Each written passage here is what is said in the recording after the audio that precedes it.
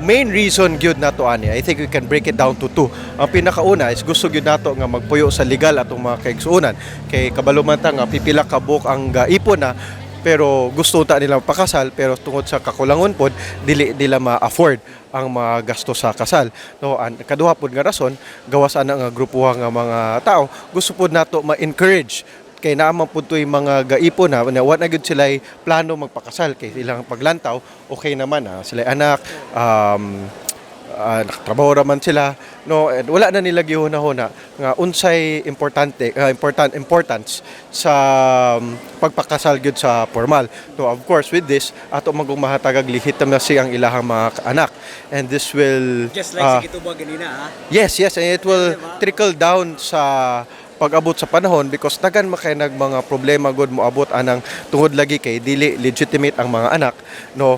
Pag-abot sa panahon nga mawala na ang ilang mga ginikanan, maglisod sila sa ilang mga property rights. Tungod man gud kay illegitimate sila, dili nila madawat nga tibuok ang mga properties sa ilang mga ginikanan. So usa na sa rason, no. And dagan nagwala kay gahuna-huna ana in ana nga aspect nga mahatag sa kaminyuan. So munang gusto nato i-encourage by having this program nga pasalig nato through the local government nga tanan ninyo ang kailangan sa kasal, kami na'y bahala, and we will also give you the opportunity through gifts and seed money nga makatindog rapod mo, makahimo rapod mo, nga makalambo mo in your own right.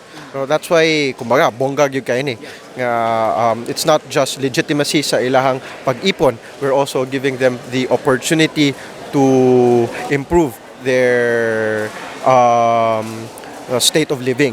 Ana po'y moral aspect, syempre, no, which I discuss ganiha sa ato ang mensahe.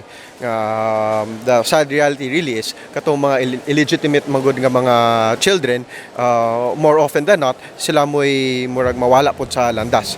So that's why we encourage legitimacy para ito ko na-encourage ganina when you discuss this, katong doon ay sound fiscal management on the part of the LGU kasi you've providing this much. Yes. So on that aspect, no, through sound fiscal management, mo manang nabuhat ni nato tanan, nahatag ni nato tanan programa, activities and services sa katawhan. Dili man lang kaning mga sa kasalan ng bayan which we have today. No, one of that is ang kaning pag-focus gyapon nato sa infrastructure. That's also a product sa sound fiscal management nga makapaabot ta og daghan nga mga proyekto sa mga kabarangayan, mga infra projects tungod kay giatiman nato og maayo ang panuddanan.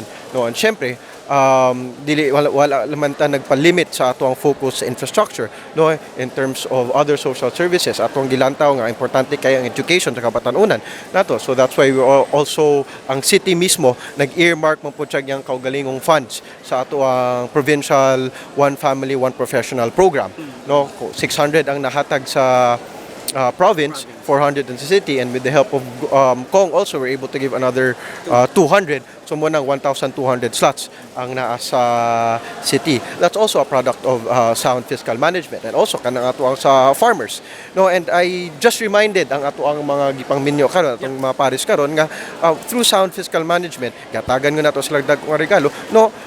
Basta responsible lang ang pagdala po nila sa ilahang kaugalingong panudlanan, no, daghan po sila mabuhat isip parisan og sa ilahang mga tagsa-tagsa kapamilya.